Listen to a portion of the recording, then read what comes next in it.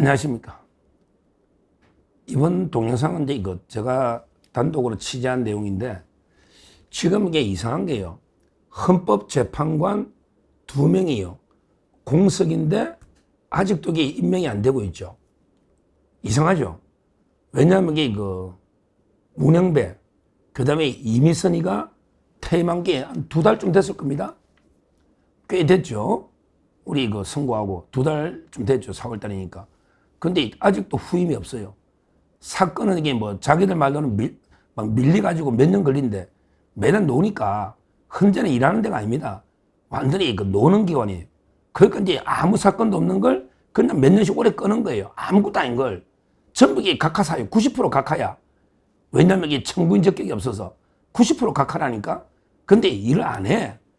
근데 지금 7명인데 2명 임명 안 하잖아요. 근데 처음에 원래 2명을 누구로 했죠? 원래는 이제 우리 옛날에 한덕수 총리가 그때 이왕규 법제처장, 참 이게 대단한 실력자죠. 그 다음에 함상훈 고등법원의 부장판사, 원래는 이제 2명을 지명했잖아요. 그럼 임명해야 되는 거예요. 근데 이걸 말도 안 되는 일반 우리 변호사가 자기하고 아무 관계도 없는데, 그 다음에 더군다나 지명만 했는데 이걸 가처분을 거는 거예요. 헌법소원을. 그러면 이게 각하식이 되잖아. 아무런 공권력 행사가 없고 자기 권리 침해된 게 없잖아요. 지명만 했다고, 지명만. 지명만 해서 이게 무슨 공권력 행사로 내가 피해봐서 각하식이 되잖아. 근데 그걸 가처분을 떡 받아준 거예요. 가처분을. 그러니까 이제 가처분이 돼 있으면 또 이게 본안 판결을 해야 되잖아. 진짜 한덕수가 지명권이 있냐 없냐. 본안 판단을 해야 되는데 안 하고 시간만 끌다가 갑자기 이재명이가 그 지명을 취소해버린 거야. 와, 이것도 이게 말이 안 되죠. 가처분이 돼 있으면 이게 본안 판결을 해줘야지. 근데 그냥 지명을 취소하고요. 이재명이가 지 맘대로 이거 3명을 검토한다. 이런 게 보도가 얼마 전에 나왔죠. 3명을 검토하고 있다. 그 3명이 누구다? 바로 이재명의 모든 사건을 변호한 이성엽, 승리할 때 이성엽 변호사. 그런데 유력하게 거론됐고, 그 외에도 이제 위광하, 이것도 완전히 좌파 판사입니다. 위광하. 이런 데 사람이 거론이 됐다. 그 외에도 이제 있긴 했었죠. 예를 들어 이제 오영준인가? 하여튼 3명을 검토 중이다. 오영준 맞죠? 오영준, 이성엽, 위광하. 이렇게 3명이 검토 중에 있다. 이게 보도가 나온 게 좀 됐죠? 한 1, 2주 됐을 겁니다. 그러면 이게 임명이 돼야 되잖아. 그런데 아직도 깜깜무소식이다. 아직도 이게 깜깜무소식이다. 왜 이럴까? 심지어 새로운 사람을 검증하고 있다는 말도 나옵니다. 2가지로 봐요. 이유가 뭘까? 제일 중요한 게 이성엽이거든요. 이성엽 변호사를 재판관 시키느냐. 근데 이게 겁나는 거야. 이성엽 지명했다가 이재명의 모든 사건을 변호한 이런 집사 변호사를 헌법재판관을 시킨다. 그게 비난 여론이 겁나는 거예요. 첫째 이유가. 그러니까 이제 이러지도 못하고 저러지도 못하고 이게 깜깜무소식인 게 왜? 오광수 민정수석이 낙마해버렸잖아. 그러니까 이제 이성엽이도 비난이 엄청날 거 아니에요. 이재명의 모든 사건을 변호했는데 이게 이재명 관련 게 헌법소원 많이 들어올 거라고 앞으로. 그러면 이게 이해충돌이지. 말도 안 되는 이야기죠. 그러니까 이제 첫째 제가 취재해본 바로는 이성엽 임명을 해야 되는데 오광수 낙마 때문에 부담이 되는데 상당히 비난 여론이 무섭다. 이게 첫째 이유라고 합니다. 그래서 요즘 이게 다른 사람들이 많이 검증하고 있대요. 근데요, 진짜 무서운 이유가 있대. 2번째, 이게 제가 단독입니다.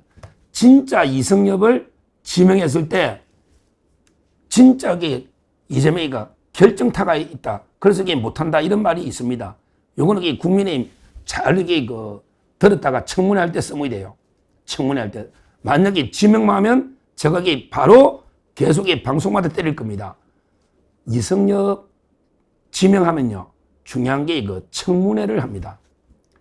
솔직히 민정실이에요. 어제 민정비서관 이태영 청문회 안 하잖아요. 민정비서관 임명됐죠. 그 다음에 사법제도 조상호 청문회 안 하잖아요. 전치영 공직기강 청문회 안 하잖아. 그렇죠. 이런 식으로 그 민정실에 이재명의 변호사들을 대거 4명이 들어갔다. 법무비서관도 그 대북송금 변호인이잖아요. 그러니까 이제 거기는 청문회를 안 하니까 지 마음대로 임명한 거예요. 근데 헌법재판관은 중요한 게 청문회를 합니다. 물론 이게 국회 동의는 필요 없죠. 헌법재판소장만 국회 동의를 받고 그 다음에 나머지 헌법재판관들은 청문회만 하면 돼요. 대법관은 다 동의를 받아야 돼요. 표결해야 돼요. 대법관은. 이게 차이 나요. 대법관하고 달라요. 그런데 청문회 하면 이게 뭐가 나온다? 바로 이게 아주 중요한 겁니다. 청문회 하면 이게 이성엽이가 이재명이한테 수임한 모든 이게 사건 내역 자료를 국회에 내야 됩니다. 이건 안 낼 수가 없어. 왜냐하면 이게 변협에 다 신고되고 국세청에 통보가 돼요.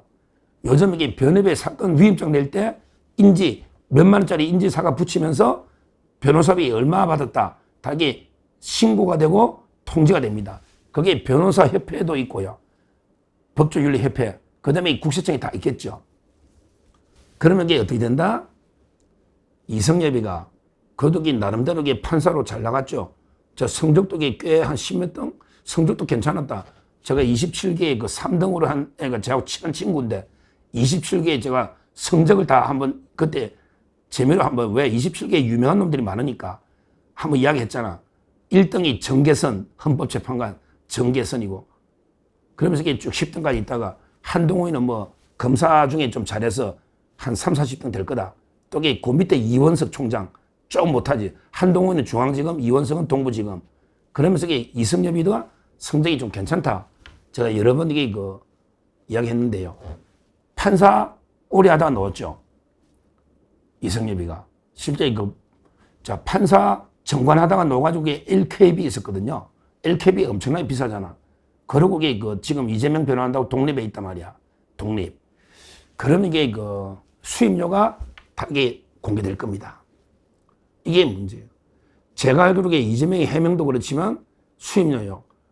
제가 알기로 500 이상 준 사람은 없습니다.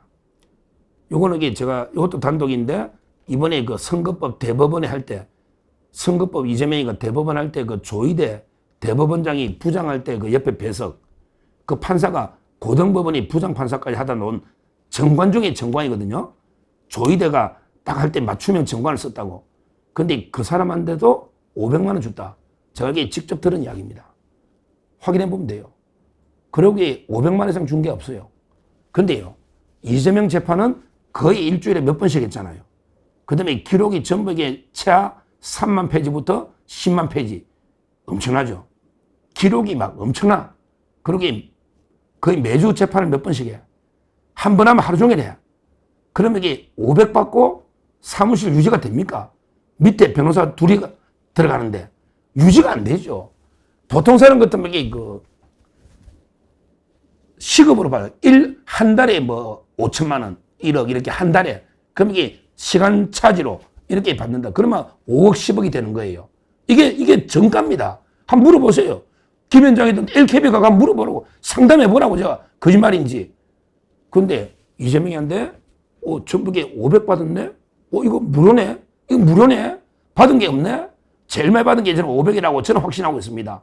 한번 까보자는 거죠. 한번 이렇게 까보자는 거죠. 김종건이고 이성엽이고 청문회 가는 자리는 한번 까보자는 거예요. 그러면요. 거의 손해보고 변호해주면요. 그 대가로 바로 이 공직을 대가로 준 겁니다.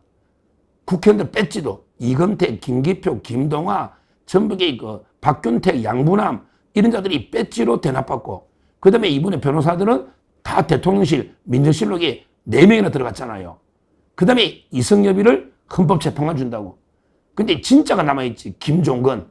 이게 진짜거든. 김종건이가 최대 변호사라고. 그러면 김종건이 뭐 줘야 될까? 대법원장? 아니면 감사원장? 이게 뭐 주겠지. 하여튼 중요한 거는 이성엽이를 헌재 재판관 지명하면 변호사비가 다 드러나게 되어 있습니다. 이거는 그는 국민의힘이 쉽게 자료 김민석이처럼 버틸 수가 없어요. 그러면 이게 어떻게 된다? 거의 공짜로 변호사비가 500명 거의 공짜로 변호해주고 대가로 헌법재판관 자리로 대납하는 게 아니냐. 이 비난 이걸 이게 감당할 수 있을까요? 그럼 이게 전부 이성예비한테 가가 야 나도 500에 변호해줘. 나도 500에 변호해줘. 이게 될까요? 요즘 이게 로스쿨 논 사람들도 전부 2천만 원씩 받던데? 형사과니까 입회도 하고 막 하니까 로스쿨 논 사람도 2천만 원 받던데? 그 부장판사 출신이 LKB가 있던 이성엽이가 이재명한테 얼마 받은 게 딱 드러나면 바로 이게 변호사비 대납이 들여다 버리는 거예요. 그래서 이게 못하고 있다 이런 이야기가 법조계에 파다하다. 이걸 제가 단독으로 말씀드리는 거예요. 하여튼 중요한 거는 헌법재판관이 공석이 2달 넘었는데 왜 안 하느냐 이 문제. 그 다음에 기존에 한덕수가 침해한 걸 판결도 안 하고 일방적으로 취소해버린 이 문제. 그리고 이제 그 3명을 검증해놓고 아직도 전액의 깜깜무소식이다. 왜 그럴까? 바로 이게 이성엽 때문이다. 그럼 이게 이성엽은 왜 부담스럽냐? 물론 이게 이재명 변호인 비난도 부담스럽지만 더 부담스러운 거는 변호사비 액수가 다 이게 드러나면 바로 이게 이것도 이게 문제되는 겁니다. 싸게 거의 무료로 싸게 받으면 이것도 이게 원래 뇌물이에요. 이건 뇌물이야. 변호사비 받을 돈 안 받으면 이게 정치자금 뇌물이라고. 우리 꼭 돈만 불법 받는 게 아니고 용역을 서비스를 싸게 터무니없이 받으면 이것도 이게 정치자금 뇌물이란 말이야. 그렇게 대납했잖아. 헌재 재판관으로. 그럼 이게 그 비난, 즉 변호사비 액수가 드러날까 싶어서 청문회 두려워서 못하고 있다. 이런 게 그 법조계 소문이 파다하다. 하여튼 한번 봅시다. 헌재 재판관이 그래도 이게 뭐 저는 헌재 없애야 된다고 보지만 그래도 이게 그 공석으로 2명을 이렇게 오래 둘 이런 자리는 아니잖아요. 없애면 차라리 없애든지 있으면. 하여튼 이게 다 이게 이성엽 딜레마다. 이재명이가 이렇게 말씀을 드리고요. 하여튼 이런 이재명의 집사 변호사가 최고 그래도 이게 헌법재판기관 재판관이 되는 거는 반드시 막아야 된다. 한번 이게 임명하면요. 어떻게 되는지 한번 지켜보시면 되겠습니다. 감사합니다.